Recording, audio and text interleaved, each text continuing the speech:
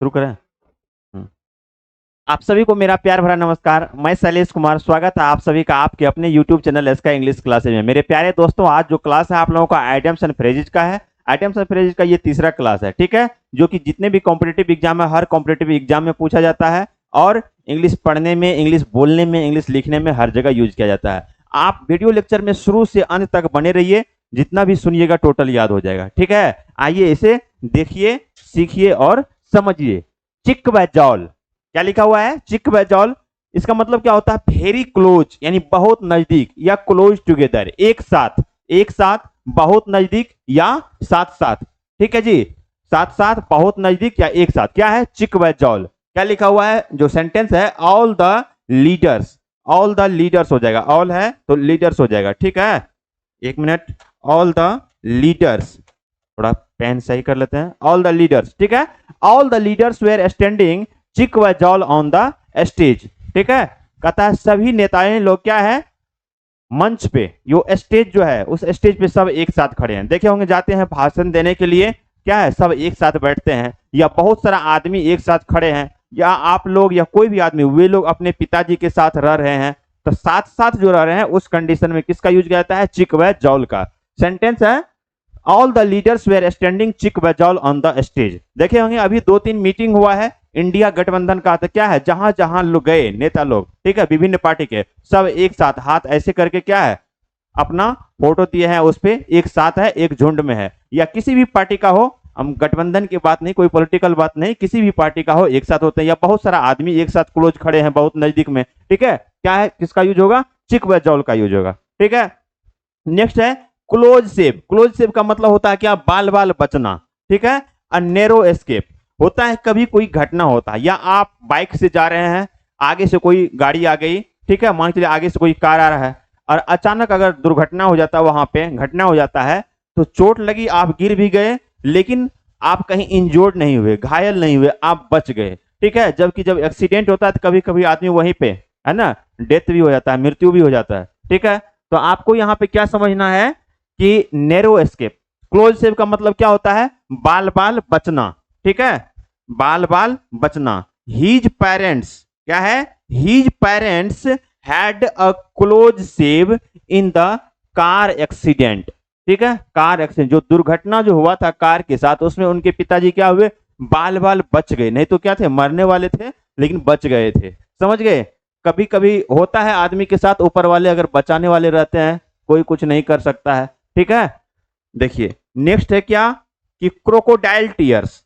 Crocodile tears का मतलब क्या होता है? हाइपोथेटिकल शो ऑफ सोरो, दिखावटी आंसू।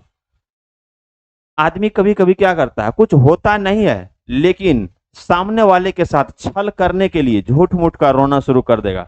बहुत ऐसे नेता लोग भी हैं, मंच पे जाएंगे, पब्लिक के बीच में जाएंगे, खास करके पंचायत चुनाव होता है या कोई भी चुनाव में देखिएगा, जैसे जाएंगे वोट मांगने के लिए तो हाथ भी जोड़ेंगे, हाथ जोड़ के आपके पैर पे भी जाएंगे और आंख से आंसू भी निकाल लेंगे। लेकिन होता है क्या हुआ? दिखावटी आंसू है, घड़ियाली आंसू। जिस हिसाब से पहले प्रॉमिस करते हैं, वादा करके जाते हैं, उस हिसाब से काम भी नहीं करते हैं कभी, ठीक है। तो क्या है? दिखावटी आंसू। या कभी कभी होता है कि आप अपने घर में, आप शादीशुदा है, आपके वाइफ के साथ कुछ डिस्कस हो गया, ठीक है, तो आपको क्या है, वो फिर से सही जगह पर लाने के लिए एकदम आंख से आंसू निकालना शुरू कर देती है। थोड़ा इस चीज को समझना पड़ेगा, ठीक है। दिखावटी आंसू। अ कनिंग लीडर्स, देखिए, a cunning leader sheds crocodile tears to trap his voters. जो धूर्त चालाक लीडर होते हैं, जो नेता लोग होते हैं, अपने वोटर को लुभाने के लिए, वोट लेने के लिए भरपूर क्या करते हैं? दिखावा करते हैं आंसू का। लेकिन ऐसा कहीं कुछ नहीं है क्रोकोडाइल टीयर्स, यानी दिखावटी आंसू, समझ गए। नेक्स्ट क्या है, देखिए, कॉक्स्योर। कॉक्स्योर का मतलब होता है वेरी श्योर, सुनिश्चित, और या certain. Very sure and certain, सुनिश्चित होना, बिल्कुल निश्चित होना, सुनिश्चित होना। क्या है? I am cocksure you will get good marks, ठीक है, you will get good marks. मुझे बिल्कुल पता है, ये सुनिश्चित है कि तुम्हें अच्छा मार्क्स मिलेगा, पहले ही एकदम निर्धारित कर दे, भविष्यवाणी कर दे, तुम्हें अच्छा मार्क्स मिलेगा। कैसे मिलेगा? हो सकता है सामने वाला मेहनती हो, या उसके बारे में पता हो, उसके परफॉर्मेंस के बारे में पता हो, एबिलिटी के बारे में पता हो कि अच्छा मार्क्स मिल सकता है। तो कॉक्स्योर का मतलब क्या होता है? सुनिश्चित। उसके बाद है कॉल नेम्स, कॉल नेम्स का मतलब क्या होता है? टू एब्यूज, यानी क्या? गाली देना। देखिए, she has a bad habit of calling names, उसे गलत आदत है गाली देने की। अभी देखे होंगे 2-3 दिन पहले, ठीक है, सोशल मीडिया पे एक वीडियो क्लिप वायरल हो रहा है। एक नेताजी का है, हॉस्पिटल जाते हैं, साथ में है उनका सामान है, साथ में आर्म्स है। उसके बाद जब आए हैं तो मीडिया वाला पूछते हैं कि आप इनके साथ काहे गए थे, है ना? तो उस पर क्या करते हैं मीडिया वाले के हूँ, क्या करते हैं? गाली दे देते हैं। तो कुछ आदमी में होता है, गाली देने की आदत होती है, ठीक है। She has a bad habit of calling names, उसे गाली देने की आदत है, ठीक है। उसके बाद क्या है? कम ट्रू, कम ट्रू का मतलब होता है सही साबित होना, ठीक है। टू प्रूव ट्रू, सही साबित होना। Your dreams have come true as you have got selected, कहता है जैसे तुम्हारा चयन हो जाएगा, है ना, या चाहे किसी भी चयन हो गया, आप तैयारी कर रहे हैं गवर्नमेंट जॉब में, साल 2 साल तैयारी किए, आप एसएससी का कर रहे हैं या रेलवे का कर रहे हैं, जब सिलेक्शन हो जाता है तो इसका मतलब क्या? आपका सपना साकार हो गया, ठीक है। सपना कब साकार होता है? अगर दिन रात मेहनत किए, उसके बाद आपका सपना साकार हो गया, ठीक है। नेक्स्ट देखिए, नेक्स्ट है क्या? Dark horse. इसका मतलब ये मत समझिएगा कि काला घोड़ा, इसका मतलब होता है छुपा रुस्तम व्यक्ति, अप्रत्याशित विजेता। देखिए, वन हु विन्स अनएक्सेप्टेडली, इसका मतलब क्या? अज्ञात, जिसके बारे में आपको ये पता ना हो कि ये यही काम कर सकता है, लेकिन अचानक हो जाता है, तो उसे ही बोला जाता है छुपा रुस्तम। बातचीत में भी आप लोग बोलते होंगे आप तो छुपा रुस्तम निकले। बताते हैं, इसे समझिए थोड़ा बढ़िया से। मान के चलिए कि आप 5 दोस्त है, तैयारी कर रहे हैं एक साथ।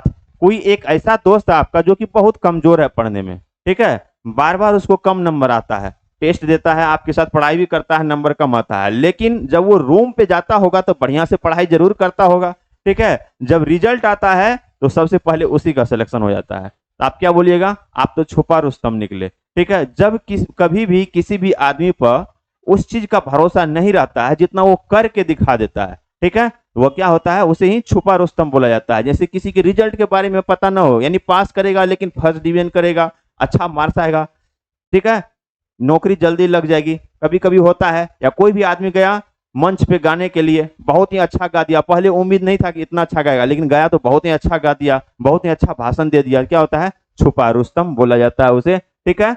इन the last match Rohit proved a dark horse as he, देखिए 1 मिनट, थोड़ा सा इनको सही कर लिया जाए, ठीक है। क्या लिखा हुआ है? In the last match Rohit proved a dark horse as he score, as he क्या हो जाएगा? स्कोर।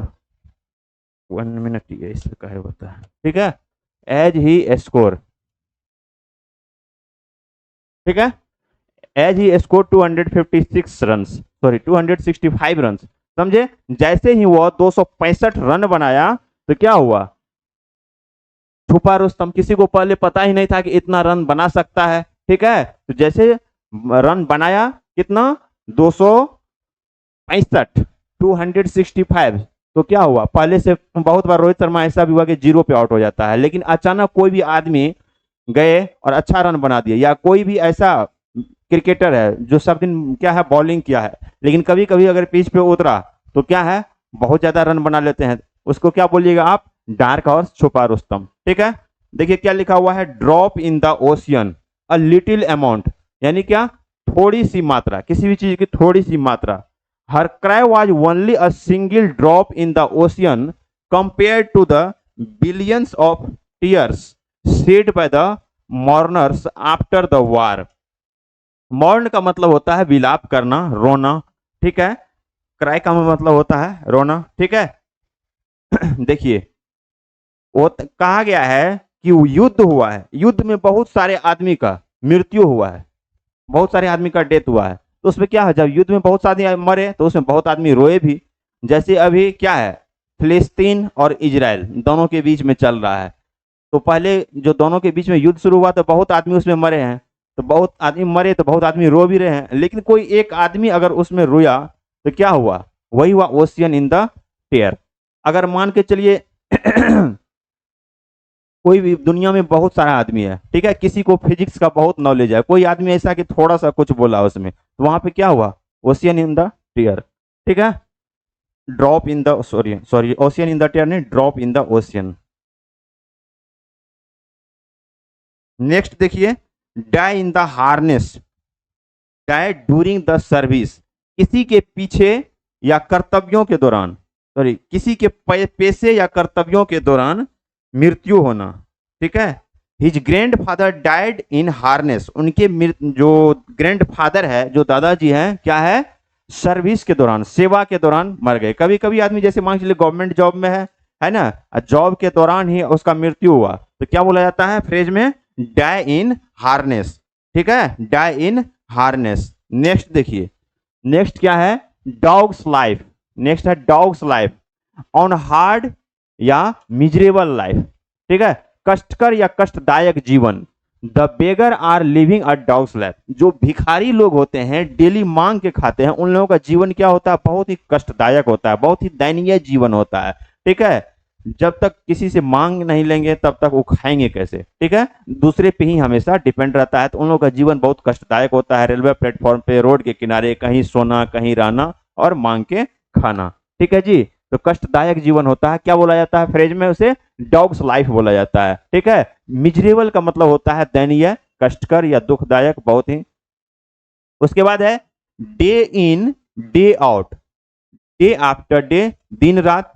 ठीक है, दिन रात, कोई भी चीज जो दिन रात होता है, कहीं रुके नहीं। क्या है, I work day in day out at the factory doing the same task over and over again, मैं कारखाने में दिन रात लगकर पूरी तरह घिसती हुई नौकरी करता हूं। ठीक है, यही काम को बार बार करना पड़ता है या बार बार करता रहता हूं। होता है क्या, जब किसी भी काम को आप बार बार करते हैं, यानी रुके नहीं, हमेशा करते रह गए, दिन रात किए, तो वह है ना, उसे क्या बोला जाता है फ्रेज में, डे इन डे आउट बोला जाता है। ठीक है, उसके बाद नेक्स्ट भी देखिए, she labour day in day out to get good marks in the examination. ठीक है, she labour day in day out to get good marks in the examination, वह एग्जामिनेशन में अच्छी मार्क्स लाने के लिए क्या है, दिन रात मेहनत कर रही है। ठीक है, नेक्स्ट देखिए, dog in the manger, a person who prevents others from enjoying what he himself cannot, वह व्यक्ति जो दूसरों को सुख भोग नहीं करने देता जो उसके लाभ का न हो। सीधा सीधा समझिए, क्या, न खाऊंगा न खाने दूंगा। ठीक है, कोई भी ऐसा लाभ, कोई भी ऐसा काम जब आपके पर्सनल बेनिफिट के लिए न हो तो आप सामने वाले को भी उसका बेनिफिट न होने देते हैं। इस चीज को समझिए, खास करके कोई भी आदमी टाउन में रहे, गांव में रहे, कहीं भी रहे, तो हर आदमी के पड़ोसी के साथ, नेबर के साथ ये कंडीशन रहता है। ठीक है, नेबर हमेशा एक दूसरे को डिस्टर्ब करता है, क्या, कि कोई भी ऐसा काम जो उसके पर्सनल बेनिफिट का नहीं रहता है तो सामने वाले को भी, अपने पड़ोसी को भी नहीं होने देता है। तो इसका यही समझिए मीनिंग, क्या, कि डॉग इन द मैंजर का मतलब होता है कोई ऐसा लाभ जो आपके लिए ना हो तो सामने वाले को भी नहीं होने देते हैं। ठीक है, सेंटेंस है, देखिए, Rohan is unhappy with his neighbour's dog in the manger policy. Rohan हमेशा अपने पड़ोसी से क्या होता है, अनहैप्पी रहता है, नाखुश रहता है। काहे, क्योंकि उसका जो पड़ोसी, उसका नीति ही है क्या, कि कभी सामने वाले को बेनिफिट ना होने दे या रोहन को कोई लाभ ना होने दे, जिस चीज से उसको लाभ नहीं है उससे रोहन को भी लाभ ना होने दे। समझ गए। देखिए उसके बाद क्या है, बाय डिसरप्टिंग क्या, parliament session the BJP is following a dog in the manger policy. कहता है क्या, कि देखे होंगे जो पार्लियामेंट में, ठीक है, कभी कभी होता है कोई बिल पास हुआ तो एक दूसरे को डिस्टर्ब करते हैं, ना अपना बेनिफिट लेना चाहते हैं ना दूसरे को। यहाँ पे क्या है कि by disrupting the parliament session, parliament session को डिसरप्ट करने के बाद, ठीक है, उसमें क्या है, the BJP is following the dog in the manger policy. BJP भी क्या कर रहा है, ना खुद को बेनिफिट होने दे रहा है, ना सामने वाले को बेनिफिट होने के लिए दे रहा है। ठीक है, नेक्स्ट क्या है, डेड ब्रोक। ठीक है, पेनीलेस, इसका मतलब क्या होता है, दिवालिया। दिवालिया का मतलब क्या होता, समझिए, कोई भी ऐसा आदमी जो बहुत ज्यादा पैसा अपने ऊपर कर्ज ले लिया, बाद में उस चीज को नहीं झेल सका तो दिवालिया हो जाता है, भाग जाता है। समझ गए। On account of reckless spending he has become dead broke. Sentence का मीनिंग समझिए। रेकलेस का मतलब होता है लापरवाही, स्पेंड का मतलब होता है खर्च करना। देखिए क्या है, on account of on account of reckless spending, ठीक है, he has become dead broke. लापरवाही या लापरवाही पूर्वक खर्च करने के कारण, ऑन अकाउंट ऑफ का मतलब क्या हुआ, के कारण, इसका मीनिंग क्या हुआ, के कारण। लापरवाही पूर्वक खर्च करने की वजह से या खर्च करने के कारण क्या हुआ, वह दिवालिया हो गया। जैसे विजय माल्या, वो भी क्या हुआ, दिवालिया हो गया। भारत से बहुत ज्यादा पैसा खर्च कर लिया, वहां से वो क्या हुआ, उसे भागना पड़ा। ठीक है। डेम्प एस्क्विब का मतलब होता है कंप्लीट फेल्योर, पूर्ण असफलता।